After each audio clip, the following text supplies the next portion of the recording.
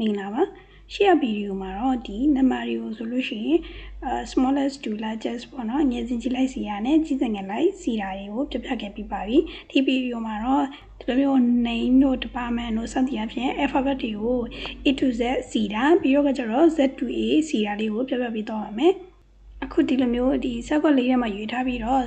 ဆော့လန်ဖစ်တာတဲ့ကဒီဖက်တာလေးကိုခေါ်ထားတဲ့အခြေအနေမှာဆိုလို့ရှိရင်တော့ကိုစီခြင်းနဲ့ဒီ column B က down arrow လေးကိုတစ်ချက်နှိပ်လိုက်ပါမယ်ပြီးတော့ကျတော့ဒီ name ကို A to Z စီမယ်ဆိုလို့ရှိရင် sort A to Z ဆိုတာကိုနှိပ်လိုက်တာနဲ့ဒီ A နဲ့စတဲ့နာမည်ကရှေ့ဆုံးမှာပေါ်လာပြီးတော့ Z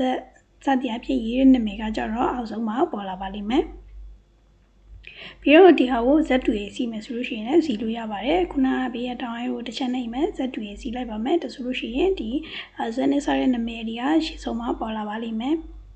ပြီးတော့ A နဲ့စတဲ့နာမည်တွေ ABCD စသည်အပြင်ဒါလေးတွေကတော့အောက်မှာပေါ်လာပါလိမ့်မယ်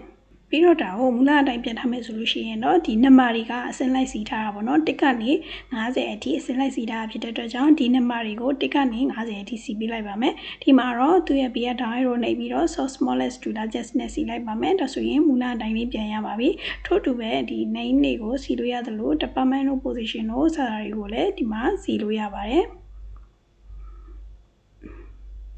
မူလအတိုင်းပြန်ထားမယ်ဆိုလို့ရှိရင်တော့ဒီနံပါတ်မှာပဲ smallest to largest ဆိုတာကိုရေးလိုက်ပါမယ်ဒါဆိုဒီမှာမူလအတိုင်းဖြစ်သွားပါပြီ